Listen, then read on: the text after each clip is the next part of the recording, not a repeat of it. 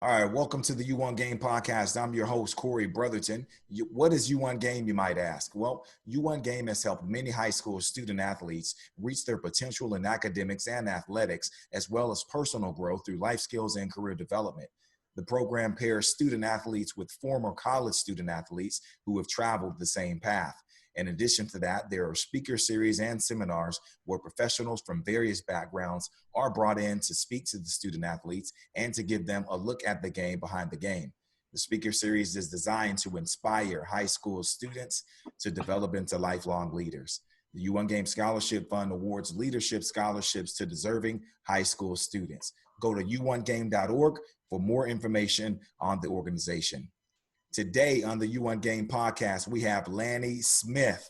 Lanny is a former all-conference basketball player from the University of Houston. After his college career, Lanny played in the NBA Developmental League before playing overseas. He now owns and runs his own apparel company, Active Faith Sports. What's up, Lanny? What's going on, man? What's going on, man? Thank you for having me, man. Yeah, appreciate it, man. I know you've been very busy with everything going on, but we really appreciate you taking time to jump on the podcast. How has everything been going with you out in Los Angeles with the pandemic? Man, it was crazy for a while, it's interesting because with the business that I do, we have some manufacturers overseas, mainly in China, and so we were actually feeling some of the effects of what was going on before it actually hit in the United States the way that it did. You know, our manufacturers had to shut down for a while. And so we were knowing about what was going on back in November, December of last year, you know what I mean? And then to see the way that it just took off here in the United States has been crazy. But, man, me and my family are safe.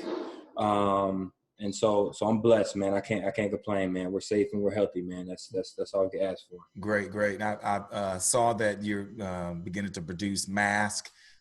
So, you know, you're taking the Active Fan Braith and also trying to be safe and keep people safe out there. So when will those start to arrive?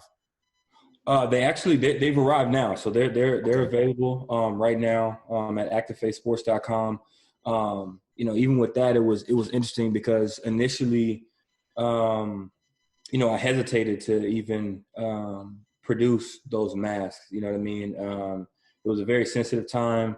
Didn't want to appear to be taking advantage of the situation that was going on. And initially, we weren't selling any masks. We were literally we were buying N95 masks in bulk just to donate to different hospitals and doctors across the country because there's such a shortage, you know what I mean? And then once the government and the CDC kind of came out and said, hey, we're encouraging all Americans to be wearing some sort of face covering, we decided, you know, let's go ahead and produce these and make them available for people to be able to wear. So, yeah. Absolutely. So we shift from the pandemic to some other things that are going on in the country. And it's just, you know, really taking the nation by the grip. And that was the death of George Floyd. And I've seen you on social media be very active in some of the protests and some of the things going on.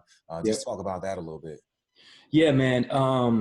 Anybody who's followed me or known me for a length of time will know that a lot of things that I'm talking about now, that a lot of people are talking about now within the last 2 or 3 weeks that this happened, I've been talking about for years. You know, if you follow me, you go back through my social media, you'll see, man, literally everything that is being said right now, that's being amplified right now, I've been talking about for years. It's been something that is something I'm passionate about. George Floyd, such an unfortunate situation, and obviously something that struck a chord and has sparked a lot of anger and response throughout the country. But also, unfortunately, it's not an isolated incident. You know what I mean? It's something that has been going on in this country for a very long time. So, you know, it's interesting to see, and I'm still confused, honestly, as to why the widespread response that's happening right now. What was the difference that has caused it to happen now versus, you know, Philando Castile, Right. all the different times that these incidents have happened before in the past. I still don't necessarily know what's the difference that caused this type of reaction this time. You know what I mean? And so, but there are some things that I've seen that have given me hope in these younger generations that hopefully can see the power of their voice, see the power of protesting, see the power of information, and not being ignorant to what's going on in this country, and hopefully these next generations can push out a lot of the hate and a lot of the things that have caused things to be the way they are right now. Exactly. I think it is bringing a lot of people together, and just to answer that, why now is maybe because of the pandemic. People were actually forced to sit back and see this and Yeah. to watch it. They can't go to their movies, they can't go on these dates that they've normally been able to, just a normal life. So they were actually able to sit back and reflect, and it just made you even more angry. You know what was going on, but you finally had the chance to see it and think about it, and that's just my thoughts on it. But let's get into your story, Lanny. You have a very interesting story. You started your own brand, but basically, where did it start for you? Where are you from? And tell us about your hometown and what it was like growing up there. Yeah, man. I'm from Houston, Texas, Missouri City, to be exact. Man, I've been in love with the game of basketball since I was 3-4 years old, and especially in the area that from there's just a lot of talent, a lot of competition growing up in that area. I mean, you're talking about the likes of TJ Ford, Daniel Ewing, Daniel Gibson, Tack Minor, just a bunch of guys, Kendrick Perkins, Indy Ebia, a bunch of guys who ended up being All-Americans, all coming from the city around at the same time. And man, growing up in that environment and being able to compete with those guys just kind of took my game and what I was trying to do to the next level, man. So, one of the things that I found interesting, as we were growing up and we were playing AAU and on these elite circuits, we would go to these different cities, and you could see that we didn't get the respect that we thought we deserved. Being from Houston, Texas, Texas is seen as a football state. Right. When we would go to the East Coast, when we go to the West Coast, they didn't initially respect what we brought to the game of basketball, man. And so I know that was something that a lot of us carried on our shoulders, man, when we went to these different national tournaments and really had that chip on our shoulder to show and prove what basketball in Houston, Texas was about, man. So, yeah, man, I had a great upbringing there. My mother moved to Houston from Louisiana right before she had me, and she is one of the top computer programmers in the city of Houston. Oh, wow. Yeah, she's one of the only Black women to be in the position that she's in the entire city of Houston. And with Houston being the fourth largest city in the country, that's a big deal. You know what I mean? So I grew up with having that as a guiding force and an inspiration for me to try to do something great, with my life. So it sounds like that you were not only, you loved athletics and you played basketball, but you were pushed academically as well. Oh, for sure. My mom always that was big to her. As much as I love basketball, as much as she was my biggest fan, my biggest cheerleader, academics was something that was very important to her as well. And she made sure that I knew that, you know what I mean? And so she raised myself and my brother to be, well-rounded, be great in your athletics and everything that you're doing, but also be great in the classroom. And man, I thank her for that, because it's really helped as far as, later on in life, as I've had to make the transition from not being an athlete anymore to, starting my own business and things like that. Those foundations of education really, really have been beneficial for me. Now, did you play other sports growing up? Being from Texas, obviously I played football. Okay. Played football.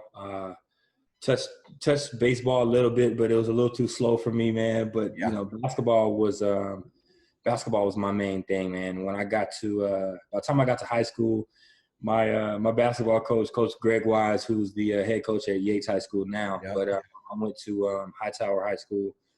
He let me know. He was like, "Hey, man, leave that football on. It's time to focus on this basketball over here." So Now, when you went to Hightower, if I'm not mistaken, Hightower was a new school, correct?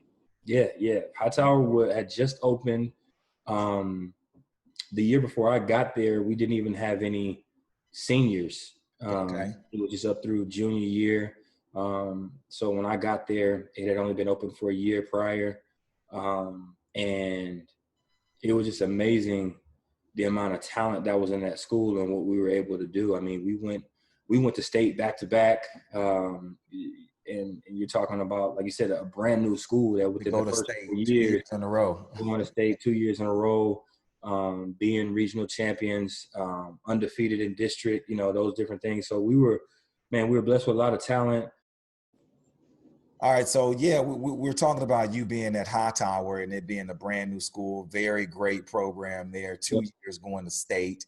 Tell us about some of the mentors you had at Hightower High School. Well, the head coach, Coach Greg Wise, I'd actually known Coach Wise since I was 9 or 10, and he was like a father figure to me. And so we had a very close relationship. The assistant coach there, Coach Phillips, rest in peace, who passed away several years ago, he also was one of those father figure type people for not only myself, but a lot of the guys that came through that Hightower program. And man, I know a lot of my former teammates and guys who played for them still look at them with a lot of admiration and respect because and they really instilled a lot of core values in us, held us accountable, challenged us, and really were some positive Black male role models for us that I think we appreciate even now. We appreciate now more than even then. So yeah, we had some great people there just within the coaching staff itself. So your grades, I assume, were on point. You talked about your mom being a computer programmer. So Yep. What were your grades like in high school at Hightower? Oh yeah. I was definitely one of those kids. I was 3.3 and up. You know what I mean? I definitely should have done better than what I did. My mom had to stay on me about staying focused on my academics because that dream of the NBA was something that was so ever present in my mind every single day, every single night. And she often had to reel me in to say, hey, you've got to continue to focus on these books. But my grades were something that were never a problem. I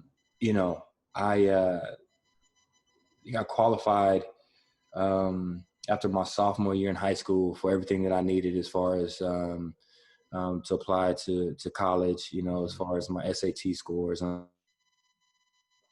Right.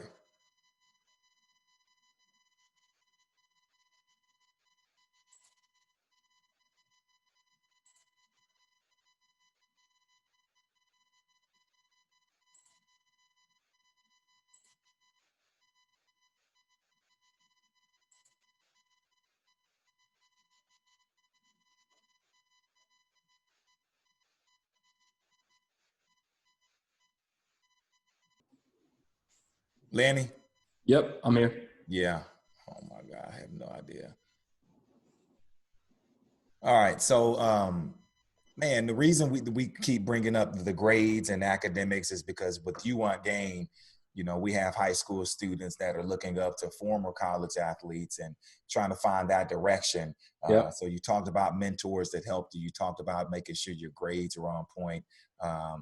And you qualified after your sophomore year. What was your recruitment like, to go to the next level? Yeah, man, I was recruited all over the country, man, from ACC to Pac-12 to Big 12, Conference USA. I was recruited all over the country, man. That was an exciting time for me, man, just to, every day to see these letters pour in from all over the country, that was something that was exciting. It was part of the journey, part of the dream that I had. Did it become overwhelming to you to be recruited so heavily with, a lot of schools contacting you? You know what? At some points, I can say that it was, but what ended up happening with me, my mother had a breast cancer scare, and when that happened, I knew that I wasn't going to be leaving far from home. You know what I mean? So kind of in my mind, I knew, it was either going to be University of Houston or UT. You know what I mean? I knew that I wasn't going to be going far from home at all, So, it was unfortunate that she was dealing with that, but that also kind of, it made everything kind of clear for me. And I wasn't really stressed about, where I was going, because I knew I was gonna stay close to home anyway. So, yeah. So you have all these offers that you choose in University of Houston to stay close to home. Yep. Tell us about your first year at U of H. Yeah, man. Man, it was amazing, man, being a hometown kid, staying home and going to University of Houston. I mean, we're talking about someone who was the player of the year. You were all state. And so, I mean, that was a big, I mean, to them having you come there. I mean, I remember people from all over the city, all over the state, calling me like, "Hey man, what's wrong with you, man? Why are you, because at the time, you got to think about it, all the top talent in the city of Houston was going elsewhere. You know what I mean? From Duke to UConn to UT to Arizona, just all over the country. You know what I mean? And I was TJ Ford is somebody that is a close friend of mine, and somebody I look at like almost like an older brother. Obviously I was trying to follow in his footsteps and what he did as a point guard out of the city of Houston. And I saw what he was able to do with the program there at the University of Texas. And, being a spark for them that, took them to the next level.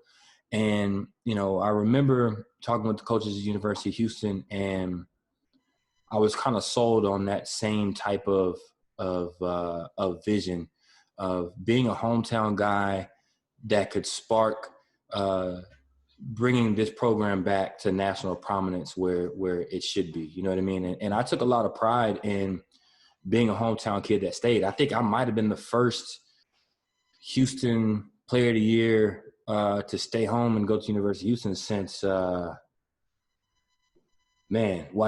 think Alton Ford did. And then before then, I mean, you're talking, the guys that stayed, you're talking Clyde Drexler and Michael Young and them, you're talking back Five Slum and Jamma guys, you know what I mean? So, man, it was cool, man. It was dope to drive down 59 or 45 or 610 and see myself on these billboards, in my own city. Mm-hmm. And I just had a different level of pride wearing that jersey with Houston across my chest. You know what I mean? Being a Houston kid, that was big, man. And so the first year was tough, going into a losing program and losing so many games that freshman year. I had a pretty good freshman year individually, as far as my adjustment to the D1 level, and started every single game from the moment I stepped on campus. But I wasn't used to the losing. I mean, you got to understand, I lost 5 games in my varsity career at Hightower. You know what I mean? I ain't used to losing. You know what I'm saying? Who were the coaches at the University of Houston then? At that time, Ray McCallum was the head coach. Okay. Yeah. So they ended up letting him go after that year. And Tom Penders was hired going into my sophomore year. Okay. And, man, immediately we turned that thing around. I mean, we went from 9 wins my freshman year to, I think, 22 wins my sophomore year. Okay. And had a winning record with 20 plus wins. I think the rest of my career there, you know what I mean? Had a really really good sophomore year. Found myself on some NBA draft boards and having different NBA teams come scout me at practices and games there, you know, and that was something that was big for me because a lot of people felt that with me staying home and going to the University of Houston that I wouldn't get the same coverage, I wouldn't get the same exposure that I would have gotten if I went to some of those bigger schools. And in the beginning, you know, rightfully so, you know, I had some big time games against some big time teams that weren't nationally televised, you know what I mean? And so the nation didn't get to see them, you know, in a way that if I was at one of those other schools, maybe they would have gotten to see. But the NBA scouts took notice, you know what I mean? And at the end of the day, that was my ultimate goal. So, man, it was a lot of fun, man, being a part of resurrecting that program. My junior year, we got back to the top 25 for the first time in like 20 years for the University of Houston. And so, man, that was, you know, I had a great experience at the University of Houston. Who would you say, you know, looking at today's NBA, today's player, or maybe someone in the past that you would remind you of yourself, say, hey, I kind of played like that, or maybe people say you played like that person. Man, who sticks out to you? You were a point guard. Yeah. That's a great question because, you know, right now, the way the game has changed, the point guards are such a big scoring threat. They are, in today's game, you know what I mean? You were a scorer too, from what I remember. Yeah, I mean, so it's funny. The type of player that I was such a pass first point guard. I really enjoyed breaking down the defense and getting assists. You know, being the assist leader. My senior year in high school, that was a goal that I had. You know what I mean? Like I really enjoyed that. I was the type of point guard that I was going to try to get everybody else involved, get everybody else in the game. And then when it was time for me to take over, I knew I had the skills and the ability to take over. You know what I mean? And so, you know, as evidenced by, you know, a lot of people will bring up some of those games from my senior year, qualifying to go to state, you know, having, you know, 38-point game and, you know, regional semifinals and then backdooring another 32 and just – and a lot of those times I would do the bulk of my scoring in the second half because, like I said, my mentality was always as a pass first point guard. And then when I saw that I needed to step up and take over the game from a scoring perspective, I would do so. But so a lot of the guys that I see now, man, they're so talented. They're such threats. At any point in the game to score or to pass at any point in time. You know, when I was coming up from a point guard perspective, I love watching Jason Kidd. Okay. I love watching Jason Williams, White Chocolate. Yeah. I loved Penny Hardaway. You know, Penny was the guy to me that really was that combination of Magic and Jordan. And I think that if he didn't have the injuries that he had, we would have seen that come to fruition. Sure. But his floor vision was amazing. So I love that. You know what I mean? Those were the guys. And then obviously, you know, growing up, guys like Allen Iverson, these are guys who I tried to pattern my game after as far as the way I handled the ball, the way I passed the ball, those different types of things. Michael Jordan was my favorite player of all time, but I couldn't pattern my game after Michael Jordan. You know what I mean? He's just got things you can't, you know, you can emulate it when you by yourself in the driveway, but as far as playing like him, you know, those different point guards and the guys who could really handle the ball and the guys who could really pass the ball, that's who I patterned my game after. So, sure. Yeah. So what was your major at the University of Houston? I was a kinesiology major, exercise science. Looking back, if I could turn back the hands of time, man, the University of Houston has, I believe, the #2 entrepreneurial school in the country. So I definitely wish I had majored in business and gotten to some of those entrepreneurship classes there. But man, and it's actually something that, you know, when I talk to younger players and I talk to younger guys, I try to get them to really take the time to think about that, right? Because if I'm going to be completely honest and just keep it 100, I wasn't even really thinking about what my major should be, because the NBA was just this all-encompassing thing in front of my face. You know what I mean? And the thing is that I think we all have to understand, and that I try to drill into the brains of the younger athletes that I talk to, is this ball is going to stop bouncing one day. Yep. And it's hard to when you're in it, it's hard to think about it that way. You really don't want to think about that day coming.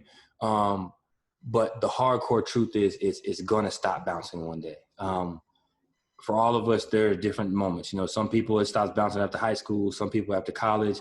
Some people are blessed and fortunate to play professionally. But even then, it stops bouncing at some point. You know what I mean? And what you'll find is you're going to live more life not playing basketball or whatever sport that you're playing than you are going to while you're playing. And sometimes we set ourselves up for failure by only focusing on this sport that we're playing. And then when that ball stops bouncing or the game ends, you'll find a lot of athletes who were, so talented and top ranked, who are now lost and trying to find their way and what to do next. You know what I mean? And so I try to encourage guys to really, really explore other interests that they may have. And notice I say interests, because when I've had a chance to speak with athletes before, they'll say, well, I'm not good at anything else. This is the only thing I'm good at. And I said, well, I didn't say what you're good at. I say explore the things that you're interested in. Those are two different things. And the reason why I make that specification is because the amount of time that you dedicate to your craft, that you dedicate to basketball, you can think about the practices, the workouts, the games, everything that you're doing. Obviously, you're going to be good at that. You're devoting so much of your time to that. You may not be good at other things because you're not devoting the time to actually explore and work on those things, but you can still be interested in those things. Right. Sorry about that. And the reason why I say that is during those down times or the free time that you have, start just planting those seeds of just, researching or looking up those different things, because it's all going to come full circle once this game ends. Sure. As far as things that you can look forward to doing, you know what I mean? So sorry I made that long-winded. I just when you well spoken.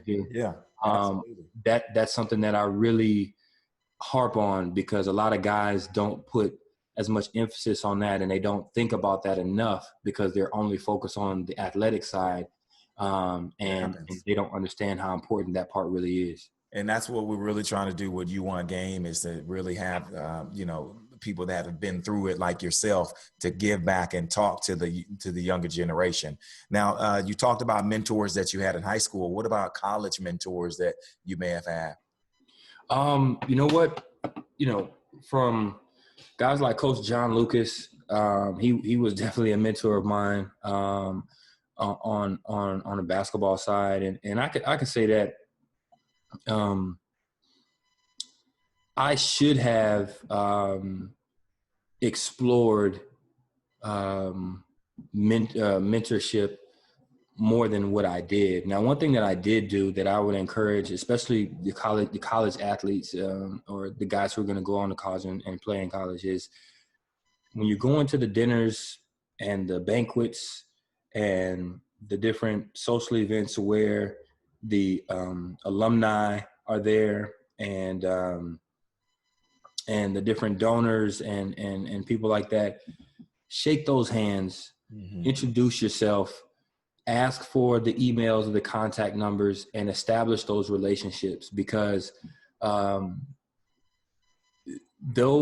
have a Rolodex of some University of Houston alumni right now that if I need certain things for my business, or I need certain advice, or I need whatever, they're going to pick up that phone and they're going to help me out. You know what I mean? And part of that is because while I was there, I made those connections and networked and created those relationships. And so these are people who have been successful in the business world, who have been successful in the corporate world. And when you're done playing, the fact that you were a former athlete at the school and university that they went to, that's a plus in their minds. You know what I mean? And so that opens doors, opens opportunities for you, whether it's to either go work for them or have them help you find somewhere for you to start a second career. Those are things that are very, very important. So some guys they don't have the foresight, or they're not thinking about that. They're thinking, I'm just here to play basketball. I'm just here to play football. Man, use the sport as your opening to these other doors. You know what I mean? Use that as a tool that opens these other doors. And part of that is to do the networking, create those relationships. Man, not only with the alumni and the people around you, but man, even the students, even the people that you're in school with.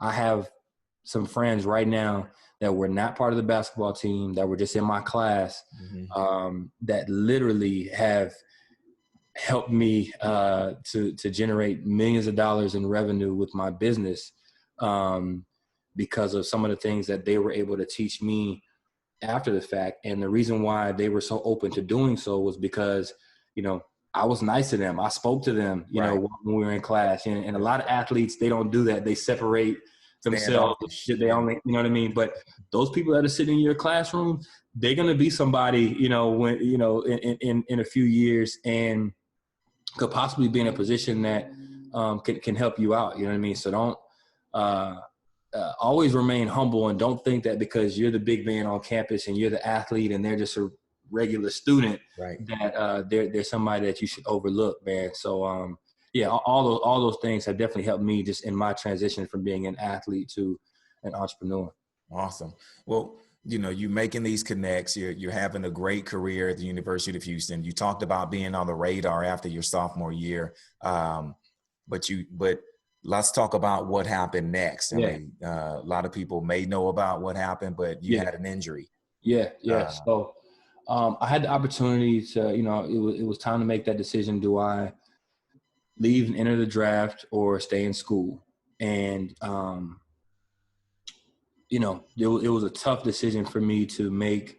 Looking back on it, I actually wish I had went ahead and entered my name in the draft. But you know, the advice I was given was to improve my draft status and possibly, you know, move up in a higher position to come back to school, play another year. And unfortunately, when I came back, going into before the first game of the next season in practice, was in the air finishing a layup, and a teammate accidentally undercut me, and I fell awkwardly, and a bone in my foot completely snapped in half.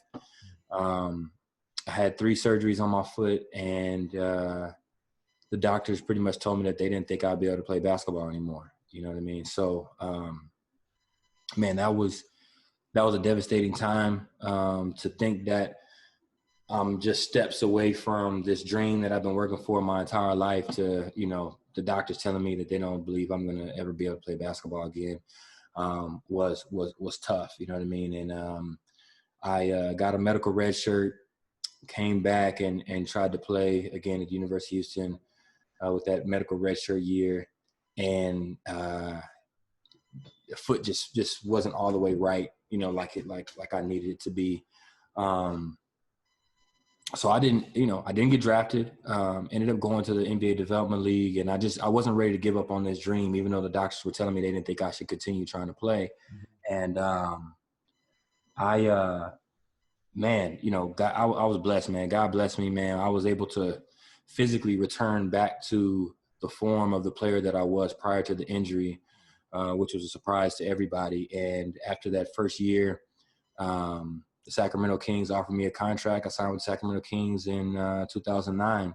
Wow. And man, to be able to walk into that locker room every day and see an NBA jersey with my name on the back was, man, I still can't accurately describe the feeling and how that felt, especially given the fact that just a year prior, I was told that I wouldn't be playing basketball again. And so that was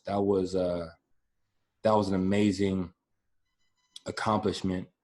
And then unfortunately, 33 days after I signed my first NBA contract, we were in practice, guarding Tariq Evans on the pick and roll, and the bigs were coming to set the screen. They tripped over each other. I had two big 6'11", 6'10", 250-pound guys fall into my left knee, tore some articular cartilage in my left knee, and ended up having microfracture surgery. And just like that, my career was over with. Wow. Ended just like that. You know what I mean? So once again, I'm sitting here faced with the fact of, basketball's over, and now what do I do now? So yeah, that was the immediate aftermath of how my basketball career ended. So to go from such an incredible high, being at the University of Houston, to a low, then you make the NBA finally, and this happens. So what do you think you're going to do next? I mean, I know your brain is just going everywhere.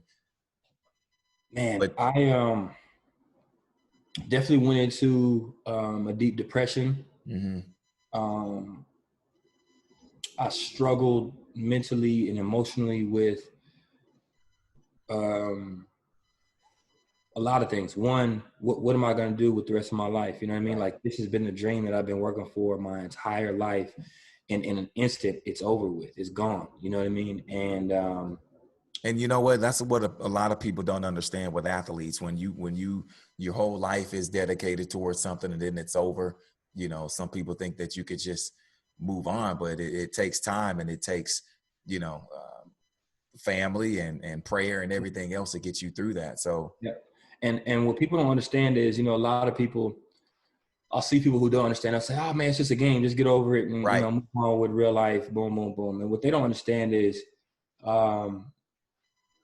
this game, and when I say this game, obviously speaking for, whatever sport you play, a lot of guys, we start playing this thing at an early age. Mm-hmm. And what ends up happening is subconsciously you start to attach your self-worth, your self-identity, your self-esteem to this game and what you do on the court or on the field or whatever the case may be. And that attachment only grows stronger as you grow older. You know what I mean? Like, initially, the positive feedback that you get from your family when you're in Little League and they're cheering you on, and then that turns into your family and your friends, and then you're the man in high school and it's the entire city, and then you're in college and you're known not only in your city and your state, across the country for this thing. You become attached to this game. It becomes a part of you. You know what I mean? And you've put so much of your blood, sweat, and tears, you've attached yourself to this game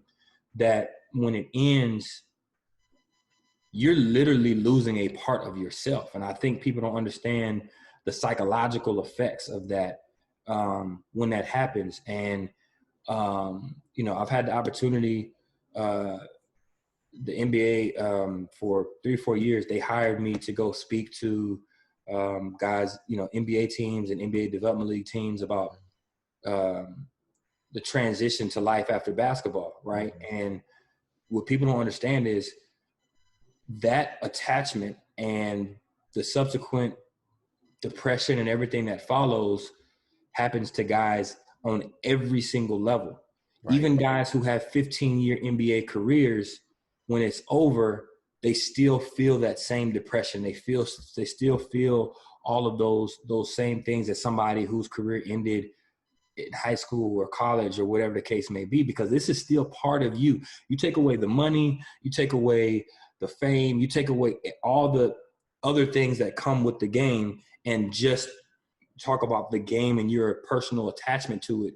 When it's over, there's a piece of you that is gone. And you'll see that being actually one of the leading reasons why a lot of guys will turn to the drugs, the alcohol, even the risky behaviors from, spending habits and all those things.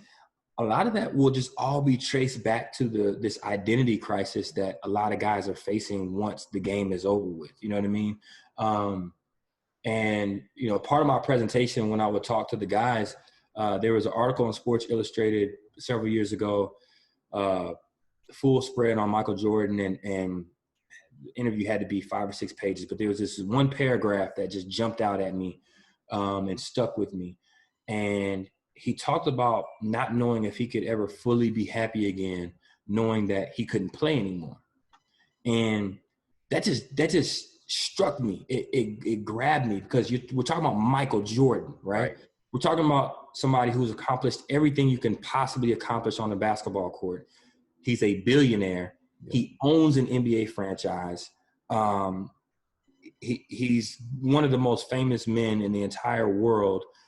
And this man is saying he doesn't know if he could ever fully be happy again, knowing that he can't play basketball anymore. And so that let me know that no matter what end of the spectrum you're on, whether you're somebody who is just trying to make it or you're the greatest to ever play the game, that attachment and what it can do to you mentally and emotionally and psychologically is powerful. You know what I mean? And if you're not able to find something else to root your identity in, or find something else that you can channel that passion into, man, it's tough for a lot of people to make that adjustment.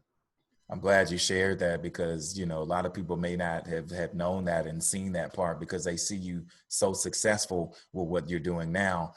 So just tell us how you got started with Active Faith. Yeah. So, you know, I ended up having to have 2 microfracture surgeries on my knee. And, you know, my faith is something that has always been an important part of my life as well. You know what I mean? Growing up, even when I was playing, you know, I used to wear the sleeve thinking I was Allen Iverson, and I would write Bible verses on the inside of my sleeve. Okay. On my shoes. My faith was something that I carried with me, you know, so as I was praying, you know, I was like, God, you gave me this incredible talent to play the game of basketball. And I felt like this was my purpose, but obviously you have something different for me. And if you do, I'm begging you to show me. Like that's how I prayed this prayer, just begging God to reveal to me what he wanted me to do. And man, I had this idea. He blessed me with this vision. You know, as an athlete, I grew up wearing Nike and Jordan, and, you know, we're privileged to get the best of this gear, you know what I mean, that we're wearing. And I was like, you know what, as much as I love Nike and Jordan and Adidas and Under Armour and these incredible brands, there's something missing as far as, you know, me being a faith-based person and that being something that's important to me.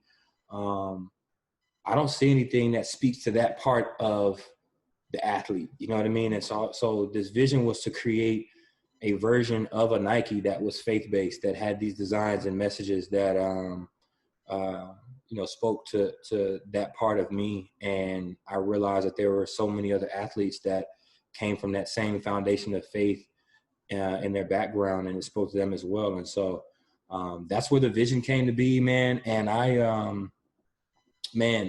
literally transferred that same passion and work ethic and everything that allowed me to reach the level of greatness in basketball.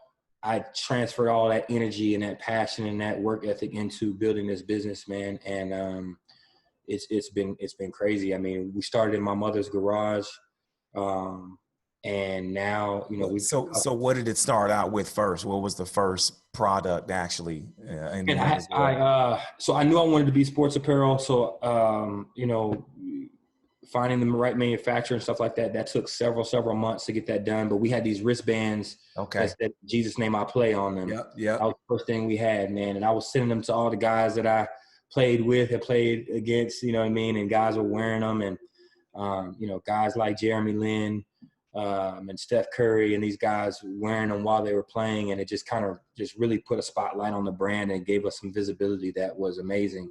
And then we were able to come out with the moisture wicking shirts and the hoodies and the joggers and the tights for the women, et cetera, and really built out this entire product line, you know what I mean? But it's been crazy. Like I said, to go from being in the garage to, man, we've got customers in 75 different countries now, you know, that order online with our e-commerce store. And so it's been crazy. It's been a crazy journey. A lot of ups and downs with it. But I feel a sense of purpose with this. And I think that's what's given me a lot of peace with basketball being over, is finding my purpose. You know what I mean? And honestly, now that I look back and I see what God has done in my life, basketball was really just the tool and the vehicle to bring me to my purpose, because everything that I'm doing now, there's so many relationships, so many doors that are open to me because of what I was able to accomplish in basketball and the relationships that I built through basketball that have really helped me in what I'm doing now with Active Faith. So it's been amazing. What does the future look like for Active Faith? You know, you talk about starting with the wristbands, the Morse Yeah, Awakening yeah, shirts. You have the hats. We like this top that you're wearing here. yeah, yeah. Well, what's Man, next? we're going to continue expanding on the product line, man. You know, we're not trying to replace anybody's Nike or Under Armour, Adidas in their closet. We're trying to just add another option for those who want that same type of quality, that same type of product, but with this type of messaging on it. You know what I mean? And so we've got a long way to go as far as just being able to offer the breadth of products that people want from us. I mean, people want everything Active Faith right now from us, and they don't understand that we're not Nike right now. You know what I mean? And so we're not working with Nike budget, but so one, just expanding that product line. Also, it's been on our big board for years. We've had interest from several Christian schools and universities to be their uniform provider. You know what I mean? And so that's definitely something that we want to get into for sure. But yeah, man, the sky's the limit for where we're at right now, and just continuing to expand, improve the product, and expand the product offering. So. And the message that Active Faith is putting out there is needed. It's really needed now more than ever. Do you agree? Oh, for sure, man. For sure, man. I think that it's interesting, man, because you know, it's not just for athletes. You know, obviously there are lots of people who are active in some form or fashion in their life, whether they're playing a sport or not. But that message of being active in your faith, you know, choosing faith over fear, has resonated with a lot of people, especially right now. People are going through tough times. People are going through times of uncertainty, and being able to have these reminders to lean on your faith during these times, I think is something that, you know, a lot of people have gravitated towards, man. So it's been amazing to see the impact that it's had on people's lives, you know, and it being seen and viewed as more than just another apparel brand. You know, it's something that is really touching and moving lives. So. Very good, man. You've had a lot of professional athletes that have reached out to you and have actually worn your brand. So that's good to see. But just one last thing, what would you like to share with current student athletes, whether high school or college? I mean, you threw a lot of good nuggets out there, but any last words you'd like to give to them who may be listening? Yeah, man, I'd say the biggest thing is allow this, you know, whether it's basketball, baseball, football, whatever it is, allow that to be what you do, not who you are. You know, really, really think about your identity and make sure it's rooted in something else other than what you do, because that game is going to stop at some point. And if your identity is rooted in something else, it'll improve your chances of transitioning and bouncing back and finding something else to direct your talents and your passions and your hard work into, man. I think that's the biggest thing for a lot of us is we tie our identities directly to that, man. And that's it's a dangerous thing. You know, I love what LeBron James is doing right now with his More Than Athlete brand. And I would encourage all the guys to think of themselves as more than just an athlete. You know, use the talent that you have to open doors. Use it as a tool to open up opportunities for yourself and for your family. But don't let that be the end all be all. The truth of the matter is, I know a lot of you guys may have professional aspirations and dreams. The truth of the matter is, to make it to the NBA, to make it to the NFL, Major League Baseball, it's literally playing the lottery with your life. And I say that not to discourage you, but to just give you the real and just keep it 100 with you. Your work it's like working for 18 years to buy a lottery ticket. And then if it doesn't happen, then what? don't allow the 18 years that you're going to spend giving your all into these sports. Don't let that be in vain. Don't let that be something that you look back and you feel like you're left behind because you have nothing else to show for it. You know what I mean? Man, get that scholarship so your parents don't have to pay for your school and so that you don't have to go into debt with the school loans. Get that scholarship, but then utilize that and say, now I got this free education. What can I use this for that I can build upon for the rest of my life, whether I make it to the pros or not? You know what I mean?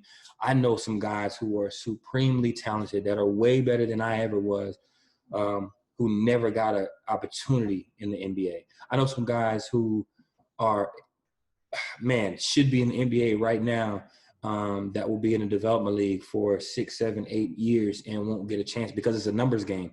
There are 400 jobs in the NBA. There's probably 10 million people trying to get there. It's only 400 jobs. And so, like I said, I say that not to discourage anybody, because if that's your dream, by all means, it's possible. I've got my NBA jersey hanging up, man. So I know it's possible. A dream I had since I was 5 years old. I know it's possible. I was able to touch it and get there. But don't let that be the end all be all, man. And so find your identity in something else. Don't let what you do be who you are. That's what I would tell you guys. Love it, man. Love it. Thank you so much, man, for jumping on. Before we go, could you please shout out your social media, maybe how we can get some Active Faith gear, all that info?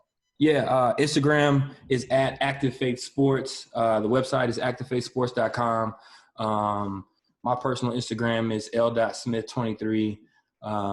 Man, feel free to follow me, holler at me. I'm in the process of actually getting ready to launch some other companies as well, man. So, I really enjoyed this. Thank you for having me.